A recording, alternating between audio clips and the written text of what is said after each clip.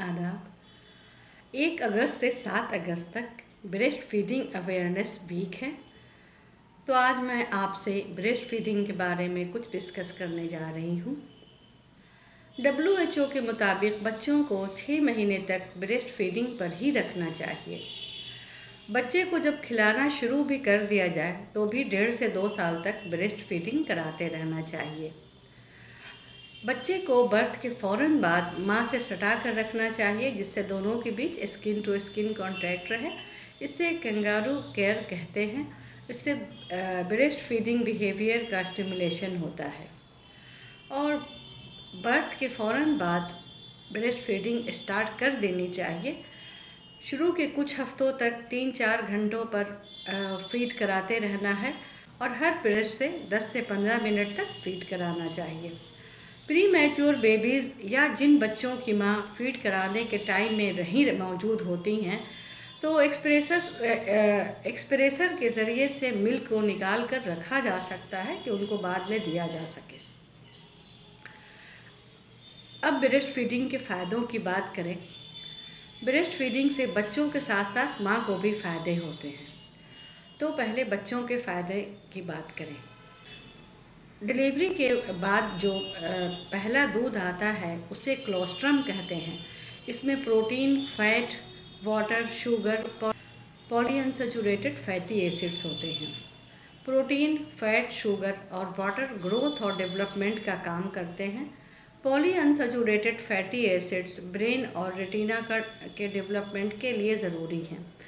ये biochemical reactions को भी ट्रिगर करते हैं। इसके अलावा ब्रेस्ट में सिक्रीटरी IgA इम्यूनोग्लोबुलिन होते हैं, जो कि थ्रोट, इंटेस्टाइन के म्यूकस मेम्ब्रेन पर अटैक करने वाले जर्म्स को किल करते हैं। इसमें लैक्सेटिव इफेक्ट भी होता है, जिससे स्टूल बॉडी से जल्द बाहर आ जाता है। न्यूबॉर्न में बिलिरुबिन का फॉर्मेशन ज़्यादा होता है, जो कि स्टूल के साथ एक्सक्रीट हो जाता है और जॉन्डिस होने का खतरा टलता है। इसके अलावा ये respiratory tract infection, diabetes mellitus और अस्थमा को भी प्रिवेंट करता है। अडल्टहुड में टाइप 2 डायबिटीज़ मेलाइटस और ओबेसिटी को भी प्रिवेंट करता है। 2-3 दिनों के बाद जो मिल्क आता है वो पतला हो जाता है। इसमें मेनली प्रोटीन और विटामिन्स होते हैं। ब्रेस्ट फीडिंग से माँ को जो फ़ायदे होते हैं वो ये हैं कि डिलीवरी के बाद यूट्रस का साइज़ नॉर्मल होना शुरू हो जाता है, जिसे इन्वॉल्यूशन कहते हैं। तो ब्रेस्ट फीडिंग कराने से इन्वॉल्यूशन का जो प्रोसेस होता है वो फास्ट हो जाता है और इससे ब्लड लॉस कम होता है।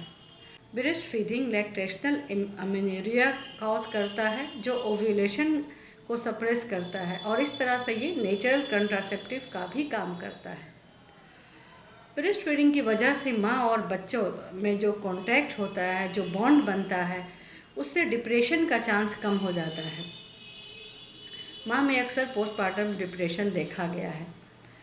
और इसके अलावा ये माँ में ब्रेस्ट कैंसर, कार्डियोवास्कुलर डिजीज़ेस और ऑटो इम्यून डिजीज़ेस को भी कम करता है।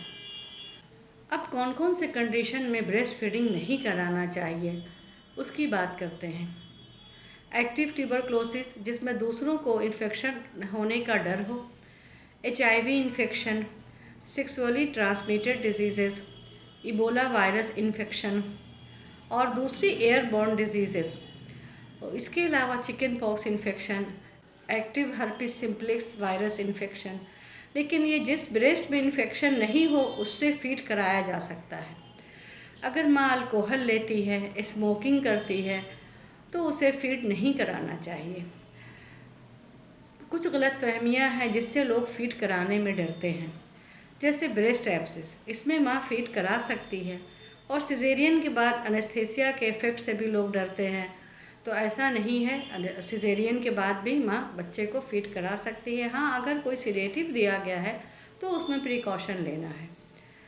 अगर माँ को कोविड हुआ है तो भी वो फीड करा सकती है, लेकिन उसको डायरेक्ट नहीं फीड कराना है। एक्सप्रेसर के ज़रिए से दूध को निकाल लेना है, फिर उस दूध को बच्चे को देना है।